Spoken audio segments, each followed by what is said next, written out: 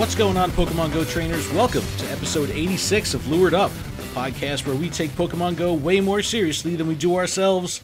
Lured Up is part of the Pokemon Professor Network. Today is Sunday, July 7th, 2019. I'm your host, Ken Pescatore, joined by my co-host, Adam Tuttle, and a sick but recovering Melissa Pescatore.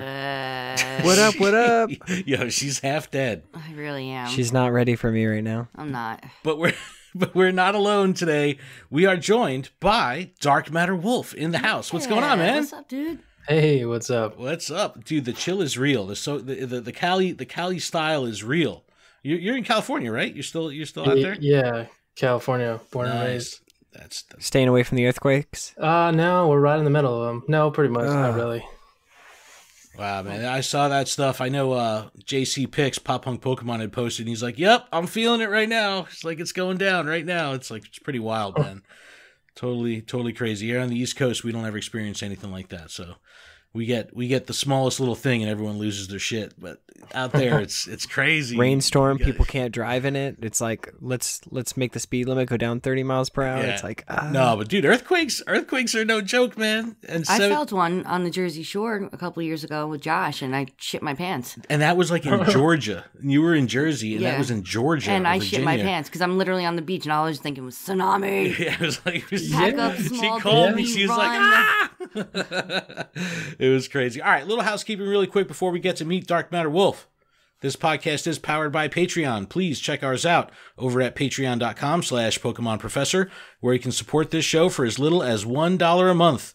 And that $1 will get you access to our patron-exclusive Discord, which is a fantastic place filled with fantastic people. Oh, it sure is. And I want to give a huge shout-out to our show supporter tier patrons, Brittany J, Matt, M. Pitts, Terry, David, Chris, Sydney, Bacon L, The Noise, Harry, Poke, Navbot, Purple Pancakes, Them Gears Be Bangin', Lady Goobly Meat, Super Nerd, Fox, Go Ranger, Matt, Reversal, The Phoenix, and new for this week, Baker Boy and Jolt Switch. Yo, thank you guys so very much. Also, shout out to Alex for upping his patronage to the show supporter tier, and welcome to Heather, who joined in at the Discord tier. Oh, hi, friends. We are very thankful to have you all. Thank you guys so much. Heather is girls. local here in Jersey, and she comes to my NJ Silpharina tournaments and competes. So it's really cool. Heather, thank you so much. All right, huge shout out to our executive producer, Paul Bhatt, and our Elite Four patron, Jessica Pfeiffer. Thank you guys again so incredibly much. We have some stuff popping off in our Discord. We got Friday night fights going on. We're doing our Jungle Cup right now remotely. So if you guys want to get involved with some remote PvP, you can join up at our Discord tier. We fast track you to Ultra Friends with everyone that's involved. We got a managed spreadsheet, get you up to Ultra, and then we fight every weekend and duke it out. So check that out over at patreon.com/Pokemon Professor. All right, on today's show, we're going to get to know Dark Matter Wolf. We're going to talk about GO Fest Dortmund that just wrapped up and all the goodies that came along with that. We got a shit ton of miscellaneous news, a bunch of emails, and Armored Mewtwo coming to the game. So we'll wrap up with a raid guide and battle party on that. All right, Dark Matter Wolf, man, how are you? Why don't you introduce yourself? Let our community know who you are. Give us a little bit of a history about your channel, and we'll start with some basics. Sounds good. Hello, everybody. This is my first time doing like a podcast. It's kind of cool. Nice, awesome. Audio. Yeah. Let's see. History with the channel. Well, I mean, you guys are pretty much there at the beginning of it. I think I met all three of you in Philadelphia, right? Yeah. Yeah, that was back in October of 2017 during Philly Free Streets. Yeah, Philly Free Streets. Yeah. There's like a wild benet on I don't know. Yep, everyone was going nuts. I remember everyone running. It was like, what the hell is going on? We had just parked the car.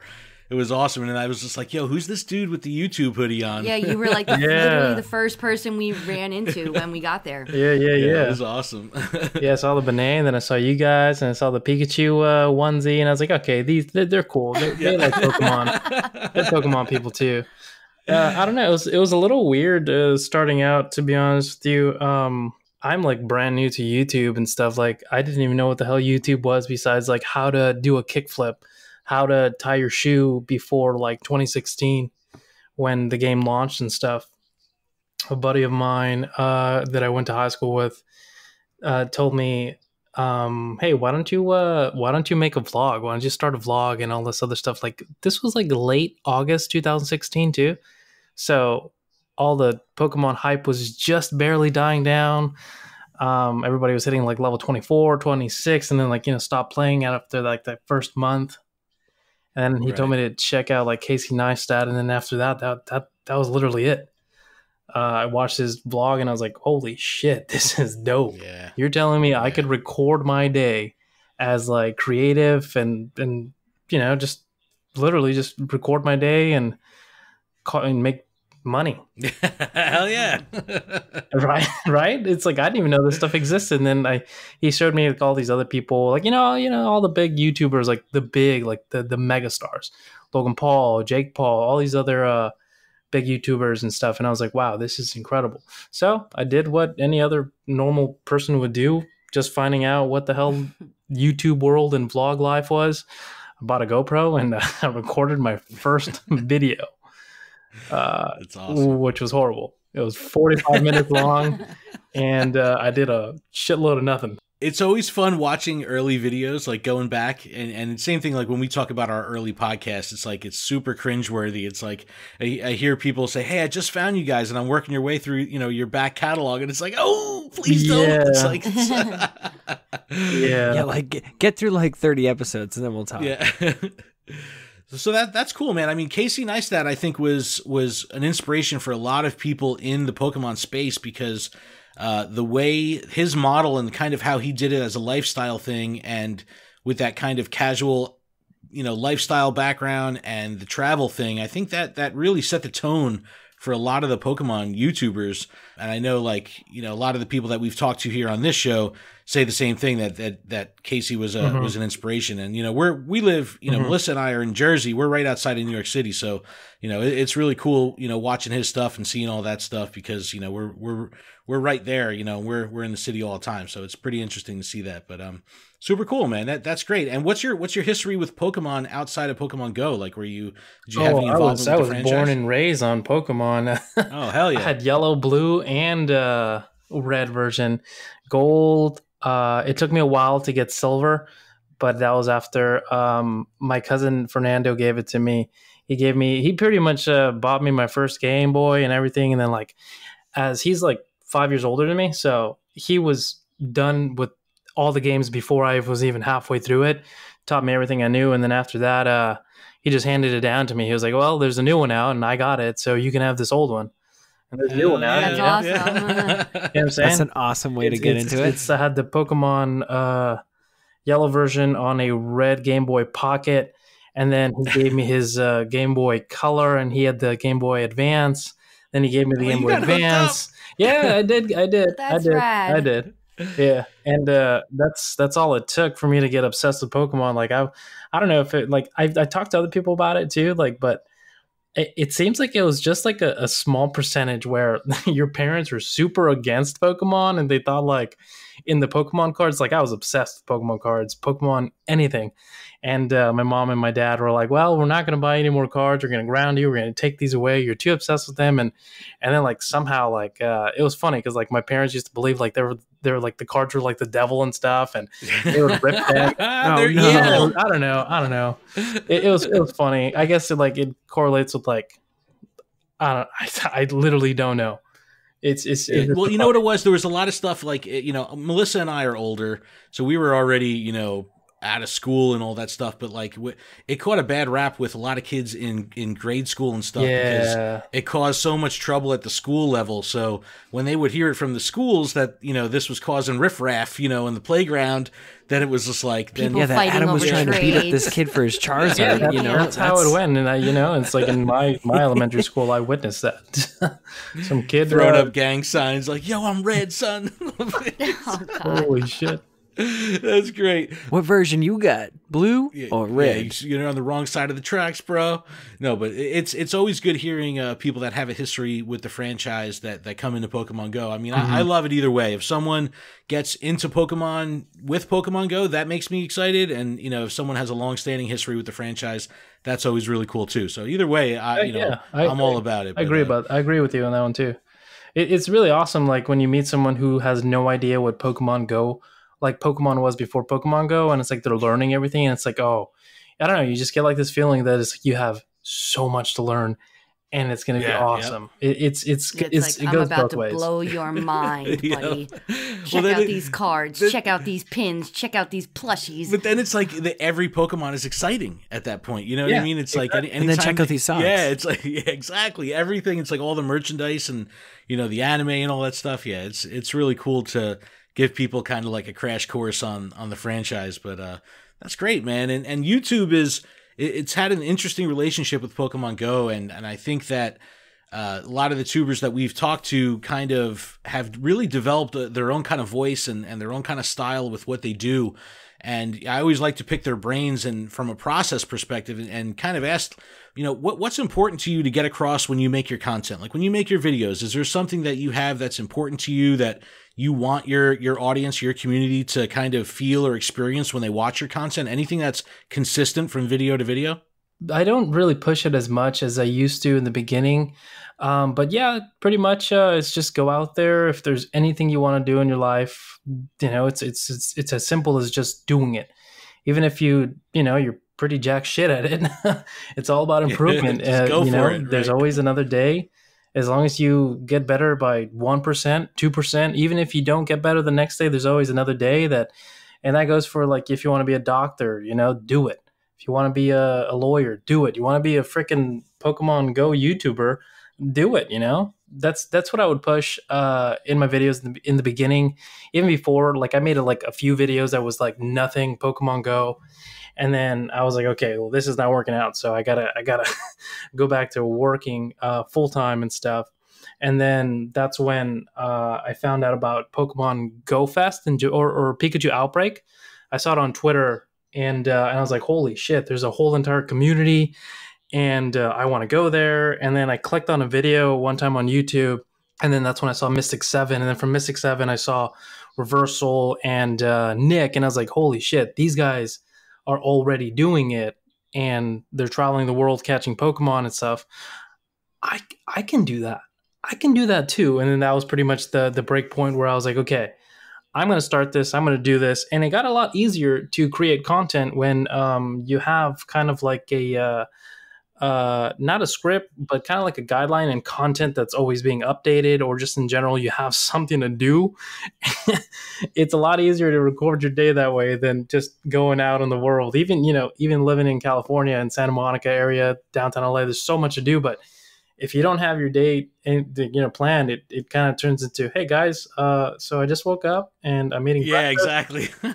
You know what I'm saying? That might work if you have millions of followers that'll just, no matter what you put out, they'll follow. But yeah, if you don't have a structure, and I mean, and that's like with Adam and I, we do the Gotta Watch 'Em All podcast as well, which follows the anime, and it's like, we cover an episode of the anime with every episode of the podcast. There's 1,000 episodes of the anime. It's like, man, this is job security. Like we're good. Yeah, we're good exactly. For 1,000 episodes. But something that really interested me with your content and kind of with your presence on social media was the hashtag You Matter, and I kind of would see this consistently through your videos. And you kind of brought this air of positivity and just real just straight positive vibes to your content that definitely interests me, and kind of we kind of push the same kind of positive vibe. What can you speak on You Matter? How did that come about? Well, to be honest with you, it all started with like picking out my YouTube name and stuff. Before, my YouTube name was like The Boy in Black because I wore black 24/7. I mean, who doesn't wear black 24/7, right? And then I do, bro. Right? You know what I'm saying? And then I switched it over to. Sometimes I go with a nice gray. And then I switched it over to Dark Matter Wolf, to my like Xbox gamer tag that I had like since like 2009. I don't know, 2010. Whenever I created my thing, and I was like, okay, this is gonna be it. And then I was trying to figure out like a slogan. With Dark Matter Wolf, and then just somehow it came back with like, oh, well, this is Dark Matter Wolf reminding you that you matter, and that stuck. But it was much more for a positive notice, It's like this world's already jack shit. To go about your day without being positive, you might as well bring more positivity into the world instead of negative. It's like I'm a huge fan of The Secret. It's this like yes, it's like Melissa knows all about that. There you go. Yeah, it's like, I watched that video a couple of times and read that book. And my mom gave me that book when I was starting out like right before my YouTube journey. So it kind of all just happened at the same time. And I guess like I can thank my mom for it, because if it wasn't for her, I would have probably never jumped on buying a camera or acting on my thoughts and stuff, and like owning my thoughts. So I think it goes a long way with the secret, and just you create your day, you create your momentum. If you're having a shitty day, well, you could flip the switch literally instantly, and I've done it multiple times in various situations, and it's just as little like stopping, taking a breath, and okay, resetting. The reset. Yeah, literally. That's great, man. That's super cool. And I mean, in this world, like we kind of have to help each other's backs, you know? It's like, what if there's an alien invasion? We got to work together or some shit. No, that's true, man. That's cool. And Melissa turned me on to The Secret. I mean, that was a long time ago. That was like 6 or 7 years ago. Yeah, and that's anytime anything can be positive, and and it's like I have no problem living in that real campy, cheesy space of positivity and just being cheesy about it, because it's like, why not be positive? Why not? It's not campy and cheesy, it's real. And the reason why you think it's campy and cheesier is because so many people are so jaded and cold that when you come across people that genuinely feel that good vibe and genuinely own it and want to spread it, of course it seems a little cheesy because you're just so closed off to it. It's the construct. It's the construct. Yeah, you're and that's the shitty part, because negativity is so commonplace that when you hear the negativity, it's like, oh yeah, man, this world is shit. Exactly. But then when you hear the good stuff, it's like, oh, this is kind of cheesy. It's like it should be the opposite. You know what I mean? Like it really should be. We should be way more welcoming to positivity, even if it is campy, even if it is kind of overtly over the top with But that's what positivity should be. Hell yeah. Like I'm the first one to give like the the real cheesy like, go for it, thumbs up. You know what I mean? Like, because why not, right? Like, exactly. If you're gonna go for it, then you don't know unless you try. Hell yeah. Oh man, good stuff. Now, when it comes, let me shift gears a little bit to kind of content on YouTube, because I've noticed with your stuff on social and with some of your videos that you've really been digging into PvP lately, right? Oh yeah. This is great. That's awesome. So, how did that come about for you? And how has PvP really changed your approach to not only playing the game but approaching content? I guess it goes back to a little bit back to like, I guess last year, GO Fest Chicago. I was a very casual player. I mean, I would play, I still play the same amount of time daily, but now I play a lot hardcore. Last year, I barely hit level 40, and I was getting my gears going, meeting more people in the community, and then the Elite Four, not the Elite Four, the Elite, what is it, the Verified 40 club? Yep. It's like I wanted to, like, okay, so what's next? What's after level 40? Do I pursue these numbers? Do I pursue all this experience? Because there really wasn't a benchmark for what's after. What's next is just kind of just, okay, you play at your own pace, or you play at your own pace. So I kind of got this bug where it's like, okay, I want like 100,000 million, et cetera, XP, and I want all these candies for like all my Pokemon. I just want all my numbers to go up, all my Stardust. I want like 100% Pokemon, and I never really chased all that stuff. So I guess gradually I started getting like more into that, and then raids also were fairly new, kind of, or am I a year ahead? I don't remember. Yeah, that was good. Well, Raid started Go Fest 17 rather, but I mean, they didn't really start taking off, globally for a couple months after that, where it was like more commonplace with community building and stuff like that. Mm-hmm. But the chase though, like that was the thing. Like you started to see these niche communities break out, like people that were just interested in raiding, people that were just interested in XP, exactly. And people were chasing specific things. And I'm the type of person too. It's like I don't care if I have a calculator in front of me.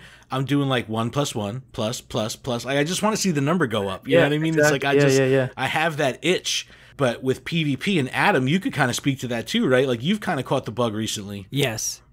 Yeah. No. And honestly, it came about from Go Fest this year. Nice. like just sitting like at those, I got my ticket, stood in line, waited, had my first battle, I won, and I was like, whoa, this is crazy. Won the second match. You kicked that 7-year-old's ass. No, I didn't face anybody that was young. I honestly didn't. No, I faced one guy that was like, hey, I listen to you guys all the time.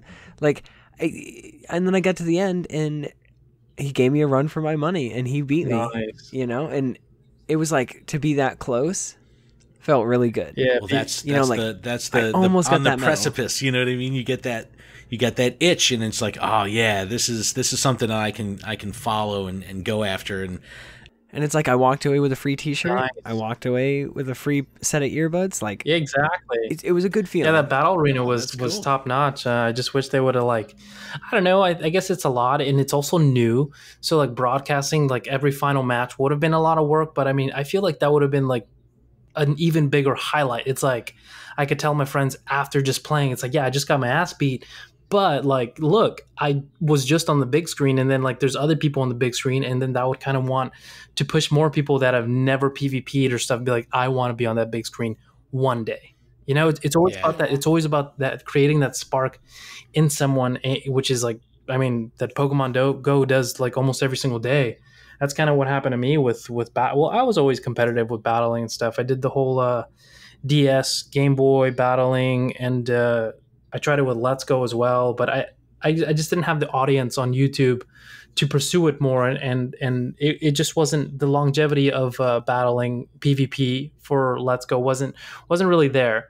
But with Pokemon Go, it is, and with the Self GG arena, what they're doing with like the themed cups, it literally has a lifespan to go until they stop. You know what I'm saying? And if Niantic jumps on that, it's this could go, who knows? Because like you guys said, it's just like you guys said, it's a bug. And once you catch it, especially with Pokemon Go players, I mean, I guess speaking for myself as well, like when something new comes out, it takes a little while to literally like take over. But once it takes over, everything you do is for that. So like, for example, if you've never raided and then you start doing raids, you want to catch like all the counters, have like the closest to 100% and max them all out to take down the Pokemon as fast as possible. Exactly. Yeah. The whole PvP thing is just everything I'm catching. I'm like, okay, does this say HP defense? Exactly.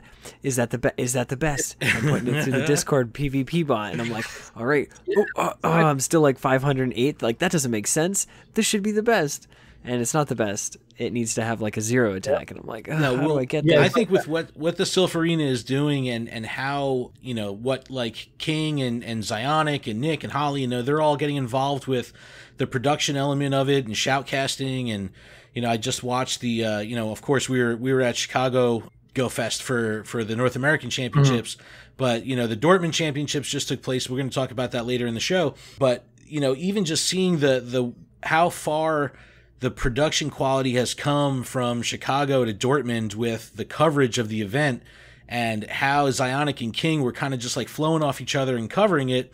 It was like, man, this has significant potential to really be something that, even if it lives online, this is definitely a digital spectacle. Like, people will come and watch this, and I think at one point there was over 1,000 people concurrently watching, which is fantastic for a live stream.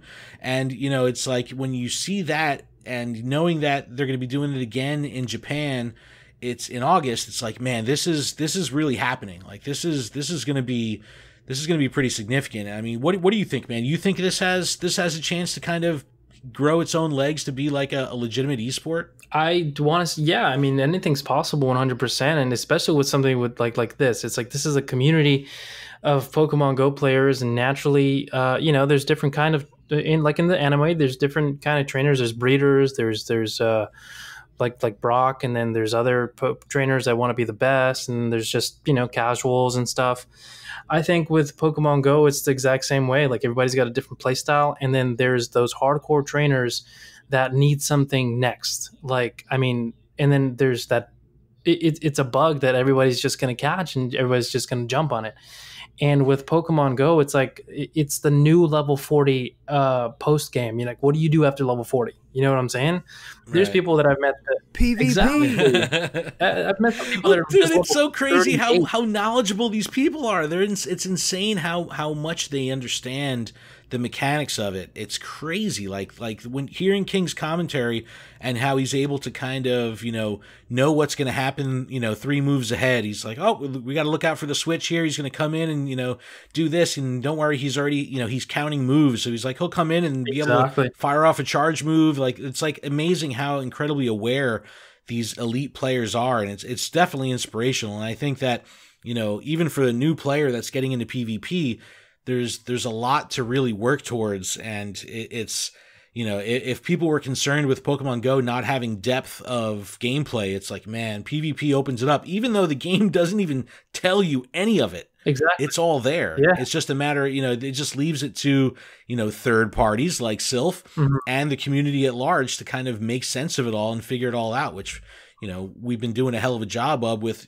sites like PokeBattler and PvPoke and, the bots that we have running. It's like, it's crazy how this community has kind of grown and developed its own kind of educational system for PvP. But that's great, man. I always enjoy hearing content creators that are getting into PvP and following that and pushing it, because I'm a definite advocate of it. And I think that, that it's definitely going to be pushing this game forward as it keeps, continues to iterate, over the next couple months. It's gonna be really excited for it. All right, time to put on tinfoil hat. This is something I like doing whenever we bring a guest on. I always kind of like to pick their brain a little bit and kind of speculate, and even into the realm of inappropriate speculation. But just to put you on the spot, what's your least favorite part of this game? And if you had the big red Niantic button, like, what would you do to fix it? Like, what do you think that this game really is lacking, or what is there anything that really just bugs you about this game? There's not so much anything that bugs me. I guess just like the little tedious things, sometimes it does get under your skin when you're just like head down, hat forward, straight grind mode.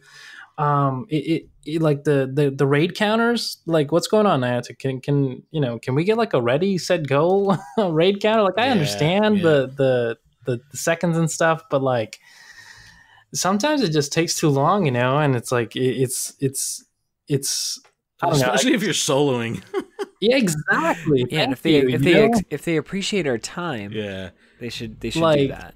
It's a big quality of life update. I get it, waiting for other people and all this other stuff, and you kind of need to sometimes with like the level 5 raids, but it's like once you have like 8 people and you're in the middle of nowhere, you're not going to get any other players. But it's just the little things, it's just the little tedious things. One thing I do that really does grind my gears is the PvP scene, where you have to be ultra friends with someone to battle remotely. That, I feel like that is very hindering to a lot of people. It's a worldwide game, and if there's people already complaining about not having enough friends or not having enough people to do raids with, or they've never done a legendary raid because no one plays the game in their area, it makes it very, very challenging for someone to even get into PvP to battle someone. I'm pretty lucky to be in Santa Monica, where there's like always a new scene coming up with literally every different category. So it was even for me, it was a little difficult to find a PvP community here. It took me about 3 months into like the Nightmare Cup. Yeah. Once I got to the Nightmare Cup, that's when I was able to find people who were interested and to start growing a PvP scene here. Besides that, I had to like outsource or go to Long Beach. And even though Long Beach doesn't sound far from Santa Monica, living in LA, it takes like about an hour and a half just to get to an area. Everything's far. You know what I'm saying? Even if it's just like 10 miles away, it's like that's your entire day. Yeah, I mean, I run PvP tournaments for multiple communities here in New Jersey, and it's like these communities have raiders that are like 300, 400, 500 people Discord community deep, and it's like it's still a struggle sometimes to get 8 or 10 people together to do a PvP tournament. It's like it's bizarre because, and I do think there, it's funny that you said grind my gears. Melissa cracked the smile because we always say, what really pokes my balls, it's like, but it's like it is that barrier to entry. I would have to start saying that. Really trademark. But it's like, yeah, if this game had matchmaking, I think way more people would be into PvP because it would just allow them to do it on a whim and not have to work with someone, you know. And it's like, I'm sure there's you know, people above my pay grade that are very, very smart that have come up with reasons why they put this behind the Ultra Friend thing. Yeah. But you know, when you think of a mobile game though, like you look at something like Clash Royale or even the other AR games like Walking Dead or Jurassic World that have very, very easy to build communities and you know, two clicks to PvP and you're in the mix, you know what I mean? And you don't have to worry about friending up for 30 days with coordination and all this. It really opens the door. So yeah, man, I'm with you there. I think matchmaking is the solution. That keeps coming up over and over, but that definitely pokes my balls. Yeah, no, I agree 100%. I feel like it would help so many more people just get involved with PvP. That's like always the number one thing that everybody says. Well, I don't have anybody to play with, and it's like, well, I'm there's nothing I can do, literally. Yep. All right, let's talk about the future of your channel real quick as we wrap things up here. Where do you want this channel to take you? I know that, you know, it's definitely a difficult thing to be a content creator full time, and you're running the show full time, right? Like this is your gig, right? Yeah, this is it. That's awesome, man. So where do you want this to take you? I mean, what do you see the channel doing for you in the future? Oh man, that's like the toughest question. You ever have to, like, you can never answer. That's like asking someone, I don't know. I always struggle with those kind of questions. And also like in grade school and high school and stuff, it's like when your teacher asks you, where do you see yourself in 10 years of your life or 5 years of your life? You're like, I'm just hoping to make it out of school. Right? You know? I hope I wake up tomorrow. Exactly. I just want to pass this test tomorrow. Exactly. For the most part, I mean, with my channel, I definitely want to strictly commit to Pokemon Go. I tried to offspring into Pokemon Let's Go.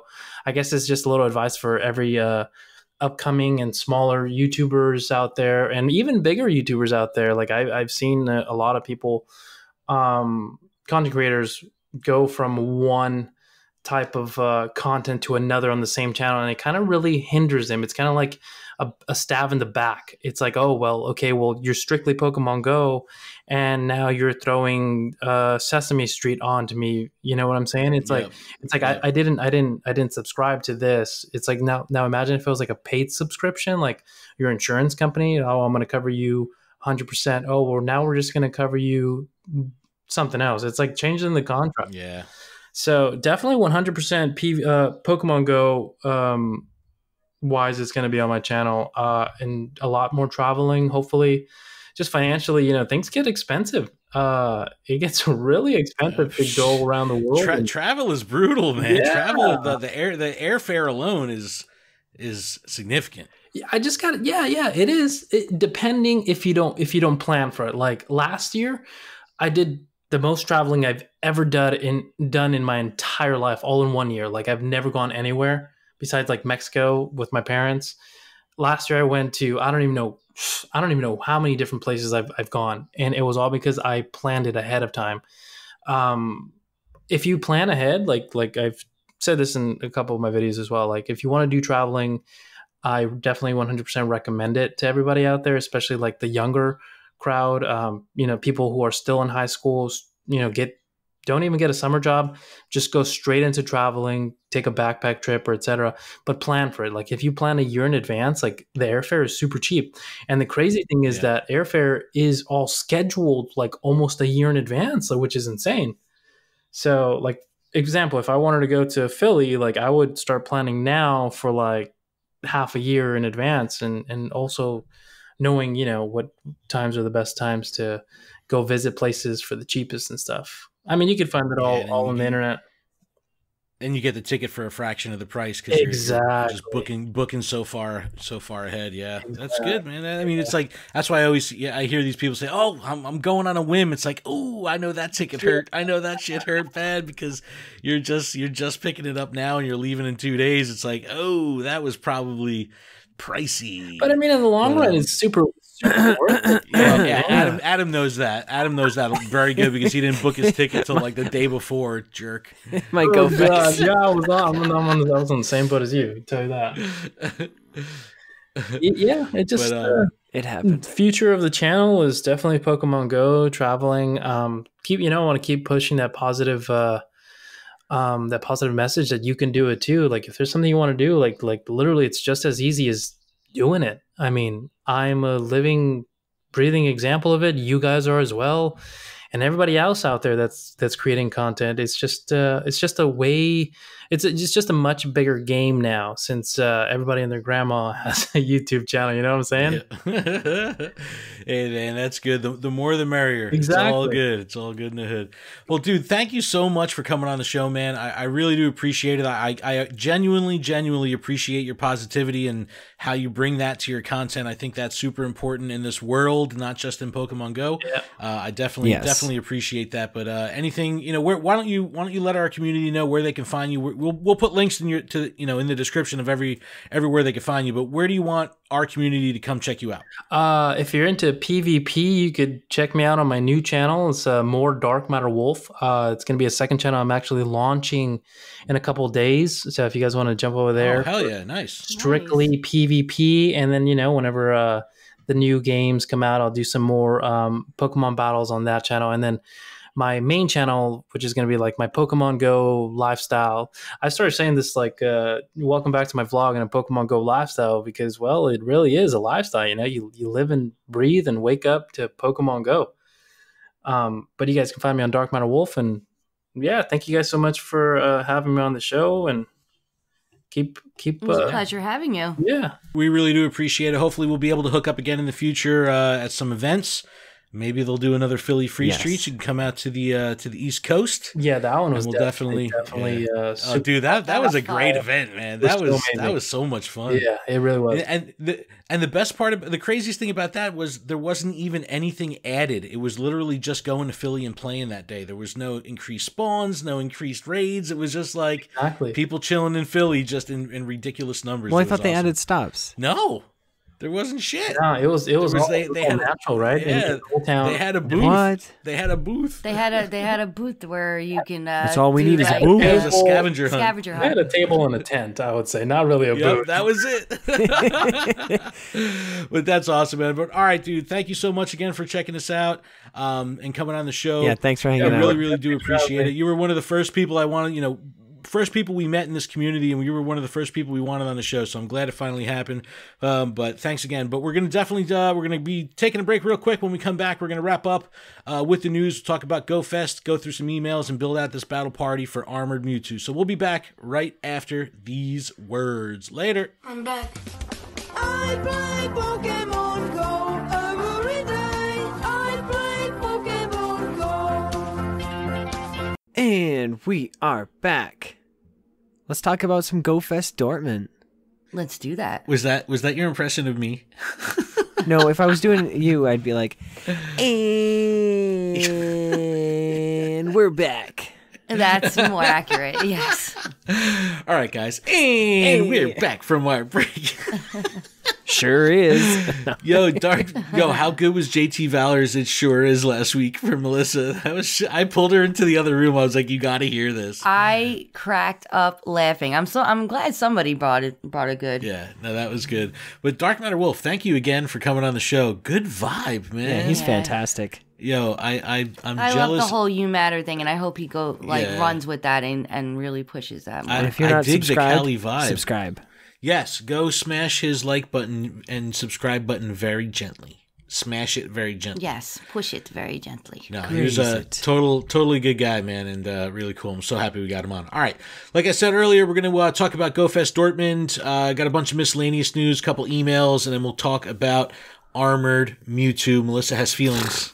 Yeah. Go figure. Mm-hmm. All right, Go Fest Dortmund just wrapped up this weekend. We had a global challenge that we demolished. It was completed much quicker than it was in Chicago. Instinct actually took the lead this time, was one of the first teams to complete their challenge rather than the last team to complete the challenge, which is pretty cool. We were still a little bit high from the glue that we sniffed from Chicago. Yes. So Slack Off Day was made up over the Go Fest weekend and was without incident, which was good. So the Slack Off was in the mix as well with the rest of the Go Fest Pokemans. The rewards that we have unlocked will be happening Tuesday, July 9th through Tuesday, July 16th. We're getting triple catch XP, 1 hour lucky eggs, triple hatch XP, double raid XP, and we unlocked a raid day for Entei, Sunday, July 14th. Most likely 4 p.m. to 7 p.m. They haven't announced the time, but it's definitely Sunday, July 14th, my birthday. I was going to say, that works out so perfectly. I know. And you get to play. Yes, I'm very, very excited about that. Shiny Entei. So shiny legendaries are always good. And triple XP, man. I'm all about it. I have 100 Pokemon in my research stack right now, about 100. So I'm excited to knock those out really quick with a Lucky Egg running. It'll be nice with a hour-long Lucky Egg. And go through that. But we had Nidoran Mail released worldwide as part of the Go Fest thing. Tons of shinies everywhere. This was all in addition to the Alolans that were still shiny. And what was cool was they had the different biomes like they did in Chicago, but the Pokemon that were found in those biomes in Dortmund were also spawning worldwide. So there was like Girafarig everywhere, and I think that was like a thing towards reversal. It had to. I know, dude. It was like everyone was like tagging him and busting his chops about it. It was so funny. That was like the last Pokemon he needed for Dex for like the longest time. Girafarig. And then he fucking caught it, and the second he caught it, he transferred. He's like, "Fuck yeah!" Oh my god, did he really? It was so funny. It was so funny. It was just like he goes, "I never want to see this thing again." And then here it is at Go Fest. Yeah, time. No, but I liked how those spawns were kind of everywhere, and it was cool seeing like little different stuff here and there than what we're used to seeing. That's always fun. So that was pretty cool. Along with the Alolans. How'd you make out with the shinies? Anything, Adam, over the week? I caught a blue Nidoran. Nice. And then I caught another blue Nidoran this morning. And then all the spawns went away. Mm-hmm. And I did not get a single Alolan shiny. I got the shiny Alolan Diglett. One lone That's Diglett, awesome. which is really cool, which I'm going to be evolving up so I can have the suntan He-Man with the long, luscious blonde locks, all burnt out like that. But yeah, it was really cool. I think JT Valor caught 4 unique shinies in one day, which was freaking insane. I know, he's the shiny king. What do you expect? But it was kind of cool. I definitely enjoyed having all this shit kind of happening at the same time. That was a lot of fun. That was pretty cool. We also had the Sylph Arena European Championships go down. That was streamed over on the Sylph League Twitch channel. I'll put a link in the description to that video that's backed up. That typically will last 30 days on their Twitch channel. Also, I'll link to the results page on Sylph GG so you can see the teams that were used. But congratulations to Raging Taz that took the win. This was shoutcasted by King IV and Zionic, which was really, really fun to watch. They definitely had, much better organization this time and were able to complete the tournament. Didn't have to finish it out on the streets with a cell phone, streaming from a cell phone, which was funny. One of the cool things they did in Dortmund was they also did the multi-thousand person raid just like they did in Chicago. But at the end of the event, a Team Rocket hot air balloon was spotted over Dortmund, kind of flying in with the giant R. How freaking cool, I wish man. they had made the basket look like Meowth, but either way, it was awesome. They even put a Twitter post up saying, like, we're getting reports of a Team Rocket balloon. We're monitoring the situation. This is all leading to that Team Rocket takeover with the invasions. They're really planting the seed of Team Rocket, Team Rocket, Team Rocket. I'm all about it. I'm very excited. Man, the hype level is like to the max about this. I just wish it was my original Team Rocket. Well, like actual Jesse and James? Yes. Yeah, that would be cool. I mean, like, honestly. Imagine really they like should voiced them and Jesse everything. And James. I know. I love They James made is the it. I best. love them. Well, they've already so proven to us salty. I that they love can her. put audio in with the storyline. So I think, it's Professor Willow's gone this long without a voice, so like whatever, but we know Jesse and James's voice. No, but they did in one of the videos, not in game, but in the when Meltan came out and they released the videos on YouTube, they voiced Willow. So they actually gave him a voice. But with Harry Potter, man, again, I hate going to this well because there's so much cool shit happening in Harry Potter. Everyone's like, oh, I want this and go. But all the NPCs have, voice actors and they're fantastic. It's like, it's one of those things where you don't realize you're missing it until you realize you don't have it. Oh, no. I knew from day one of Pokemon Go that the thing that pissed me off the most was the fact that the fucking Pokemon don't say their name. Pikachu does. No, I don't care. I don't care. But they were trying to hold true to the canon of the Game Boy games. So I know, nice digital 8-bit, No. Yeah, but for those of us who were more into the animated series as opposed to the handheld games, like the thing that I love about Pokemon is the fact that they say their own name. Imagine using Snorlax and Raiden's just going, Lux. Yeah, Snore. That'd be Snore. freaking imagine using awesome. Onyx Snore. and he's just going.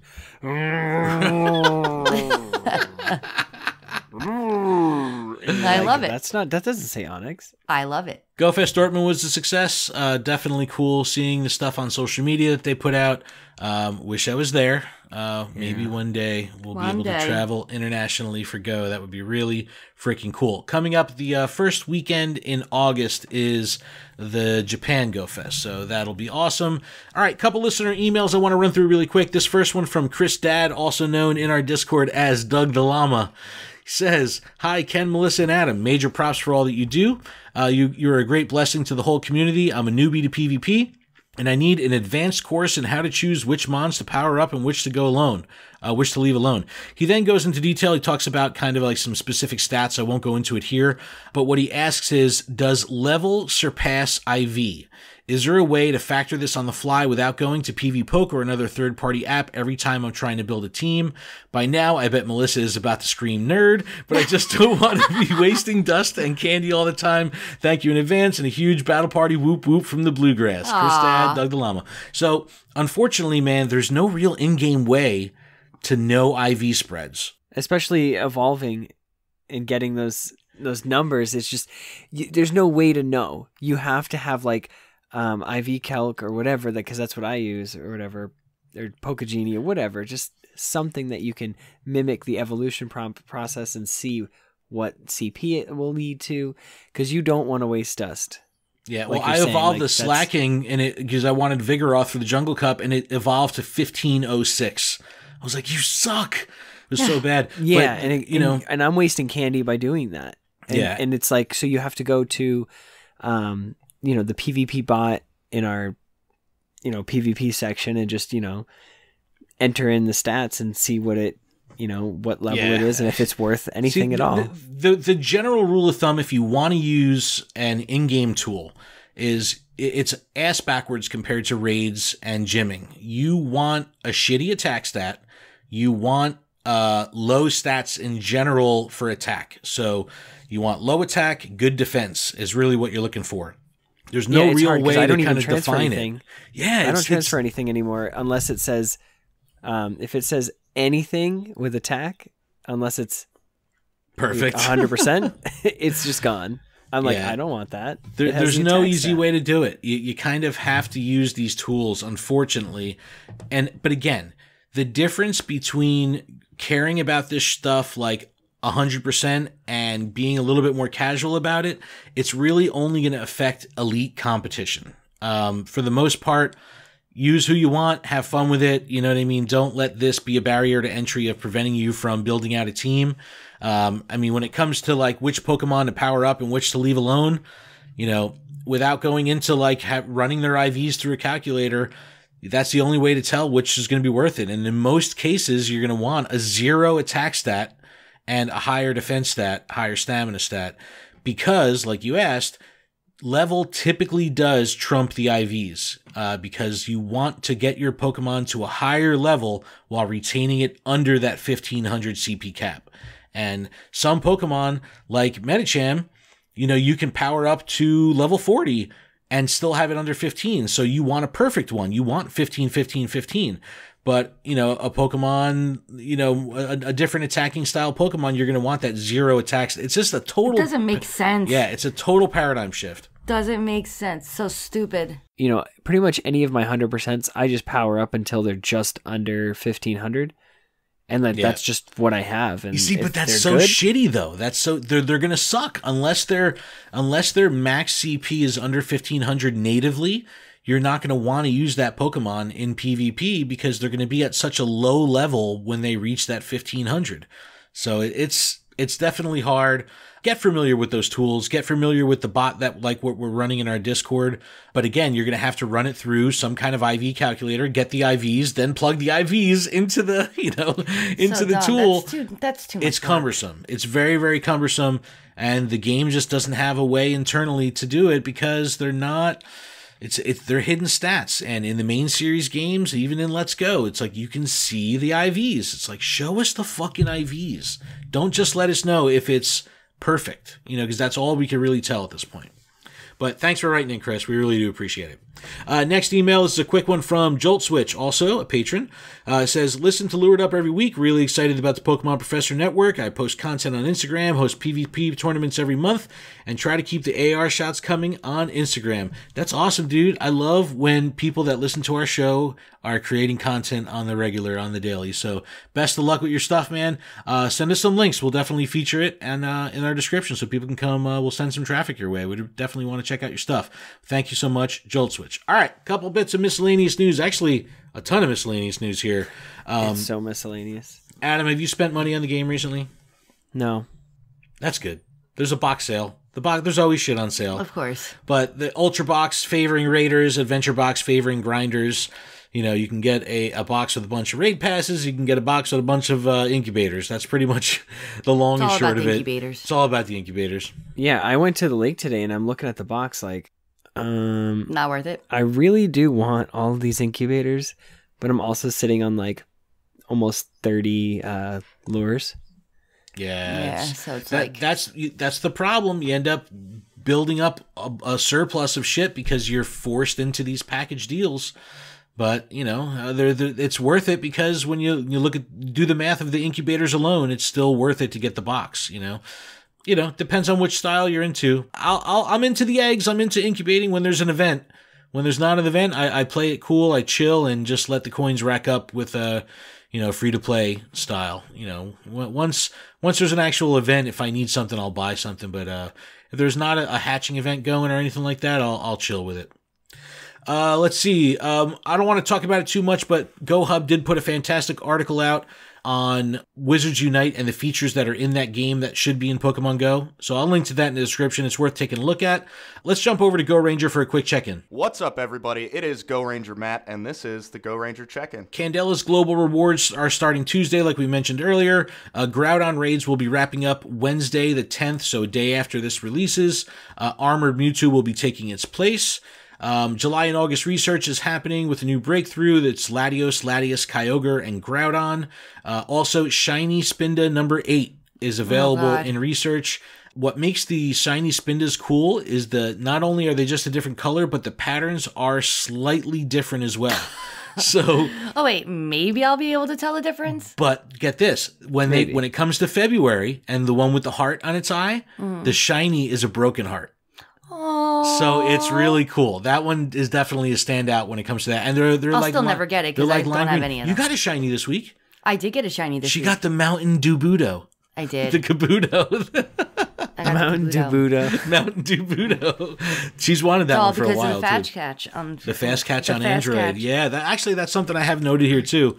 They found that in the latest APK that on Android phones, you could just hit the soft back button. It is the most glorious thing ever. It has changed my love for Pokemon Go. Like, honestly, screw the Pokemon. The Go Plus, right? Screw it. You don't even need it. I don't need it anymore. Thank God. I mean, it makes it so easy to catch the fucking Pokemon. Well, it's great because like we would, you know, if we're driving like Adam style to like a Lowe's parking lot and there's a cluster of 15 Pokemon and I'm going in there fast catching, cleaning them all up, and then Melissa's there, you know, on the third one. Yep, There's like 15 left. She's and like, I'm hold on, the ball keeps shaking. He keeps jumping out. Yeah, exactly. now she can clean up just as actually faster than I can on iOS because she just has to hit the one freaking button and she's out. So it's awesome. You know, and just like on iOS, like if they break out, it'll stay on the map. Sometimes the game won't catch up and it'll stay on the map. You go to click it, you'll get an error message. That means you caught it. So it's a little bit of a, you know, an adjustment period of getting used to it, but Android players finally have a nice solution for the fast catch. Mudkip Community Day coming on July 21st. We don't know what the special move will be yet. And then the Jumpstart and Friends special research. This is actually Go Ranger has this going through September 2nd. And Matt, I'll trust you on that one because I don't think I've seen that anywhere with a hard end date, but he has it there till the 2nd. All right.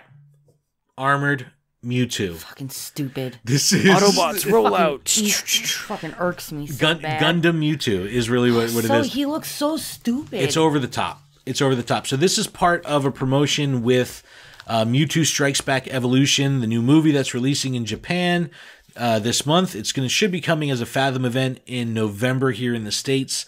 Armored Mewtwo, if you follow along with our other podcasts, Gotta Watch Them All, just a couple episodes ago, Ash finally fought Giovanni, battled Giovanni. Mewtwo was there in the armor. So Giovanni created this armor to suppress Mewtwo's powers, because Mewtwo is too powerful. So the armor is not actually performance enhancing. It's actually there to suppress his powers. Another reason why it's stupid. So it's definitely fashion over function. Yeah, this armor suit is like a big. It looks like it's gonna like jab you in the eye or something. It looks like a Gundam. It's way over the top. It doesn't look There's too many anything pointy like edges. Pokemon. Yes, agreed. What they did do was reduce the CP. It's 49,000 CP as a raid boss. I'm pretty sure it was significantly higher when it was an EX boss. So they are kind of following the canon along a little bit with that, with making it a little bit weaker. Stupid. Yeah. Ugly. Stupid. He's the most powerful Pokemon ever. Don't put armor on him. Yeah. So stupid. Yeah. Maybe it'd be cool though if you could like break the armor off. No, just don't put armor on Pokemon. Don't. When you catch him, the ball knocks the armor off. I'm okay with a saddle on a Pokemon. A saddle? A saddle, yes. Oh, like on Lapras? So you can any of them, so you can ride them. Yeah. On any of them. Put Melissa a saddle she on goes, just give them all hats. that I agree. That's literally the only thing that's acceptable to put on a Pokemon is a party hat. All right, but as a raid boss, Armored Mewtwo coming in 49,430 CP. It's still just a psychic type, so it's just a good old. I'm sorry, I just what thought are you about, thinking of now? I just thought of Mewtwo in a party hat. Holla, with a whistle around his neck. But no, it can be trioed. It's not that strong a Pokemon. It is weak to Bug, Dark, and Ghost. Just like after this was in EX raids and they brought it to tier 5, it has that super diverse moveset where it can get like fire and electric moves and all that kind of stuff.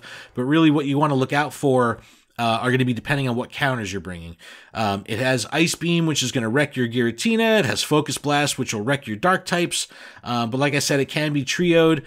The perfect catch that you're going to be looking for is 2,387 CP. And in boosted in windy weather, 2984. So again, 2387 and 2984. Best counters are going to be Giratina Origin Form, Shadow Claw, Shadow Ball. Gengar, Shadow Claw, which is a legacy move, or Hex and Shadow Ball. Mewtwo with Psycho Cut, Shadow Ball. Tyranitar with Bite Crunch. Weavile with Feint Attack, Foul Play, and Attack Form Deoxys with Poison Jab and Dark Pulse. You can also bring Absol, Raikou, a couple other wild cards in there as well. But really, depending on your style or how many people you have, that's really going to dictate, who you should bring. And if you're aware of what move it has, that'll change things up a bit too. But I'm going to be bringing... Oh, wait. It's a battle party, guys. Oh! It's a battle party. Wait. Party. No, try again. Battle party. Battle party. Why do you keep Battle saying party. it, Adam? Wait. You just start with the whoop whoop. Battle party. Whoop whoop. Battle party. Whoop whoop. Oh my god. What's wrong with us tonight? He's on a delay. We're all fucked up. Good luck for editing that one, Ken. I'll fix it, guys. Don't worry. All right, I'm bringing 2 Giratina Origin Form, 3 Tyranitar, and my Weavile because I have a 98% Weavile. And the only reason I did this is because I would normally just bring 6 fucking Bite Crunch Tyranitars because that is really the answer. But just in case it has Focus Blast, you will get one shot. If it has Focus Blast, your Tyranitars will get wrecked. Melissa, what do you got? I'm bringing my OG Mewtwo battle party for the party that I brought when I first battled Mewtwo, which is going to be 2 Gengars, 3 Tyranitars, and Snorlax. Bringing up the rear. That's right. Yo, Shadow Snorlax coming to the game. I don't know how That's I feel gonna yet. be awesome. I don't know. That's gonna be we'll awesome. have to see him. All right, Adam, what about you? I'm going to do my 100% Gengar, Lugia, Alakazam, Yanmega, and then 98% Tyranitar, and then my fully maxed out Lucky Mewtwo. You go for style points You do every time. He's flexing hard. He does. I know you won't be satisfied though until you can have a full 100% party across the board. I just want He's had it before, hasn't he? Armored Mewtwo. Oh, so Armored Mewtwo is going to be running, like we said, it's going to be replacing Groudon on July 10th. It'll run through July 30th or 31st. There was an early report that we were going to have legendary raid hours on the Wednesdays, 6 to 7 p.m. That has since been confirmed to not be happening. So we will not be getting legendary raid hours. It'll just be in the mix as a tier 5 raid from the 10th through the 31st. Guys, that's a show. yeah, we did it. Melissa's tired. I'm tired. Dude, my eyes are like slivers right now. I'm If wired. you were You both Armored are tired. Mewtwo, You wouldn't be able to see. you would have a helmet on, a virtual reality helmet on. It's over the top. I don't know. I just stop. When you compare it to the original one, Stop. which is It's so stupid. It's so ugly. It's so ugly. all right, folks, you heard it here first. It's ugly as shit. Ugly as fuck. Fucking Pokemon are supposed to be cute. Even the ones that are tough looking are fucking cute. So don't be putting this stupid armor. Unless you want to give it like a cool, fancy, like chest plate or like a helm that doesn't cover its head, like it doesn't cover its face, Like or Vitas? like cool shoulder wants it to look- pads. Like Mewtwo. it has to be fashionable. Gladiator form. It has to be fashionable. It's just too over the top. It is. It definitely is. It looks like a fucking Gundam. It's just Digimon, digital monsters. Digimon are not Pokemon. Digimon. all right, guys. Thank you so much for checking in on the show. Dark Matter Wolf, thanks once again for coming on the show. Check out everything that we're doing over at luredup.com. Check out the network, PokemonProfessor.com. Leave us a voicemail, 732-835-8639. That voicemail line has been very quiet lately. We're due. Please leave us a voicemail. Email us, just like crickets. our fans did today. info@luredup.com. Check us out on social media. Oh, Adam, you have an announcement too. You have a new podcast. Oh, yeah. Ooh. Join me and my co-host Josh Brown as we go through the Pokemon TCG and we collect and talk competitive. Podcast is called Special Conditions. Yes. Check us Love out. this, Adam. It'll be, we're just waiting on approval for Apple Podcasts, so probably in a week or so it'll be live on all channels. So definitely check that out. SpecialConditionsTCG.com. That's it, guys. Thank you so much. We'll see everyone next week. Keep training trainers. Nerd on.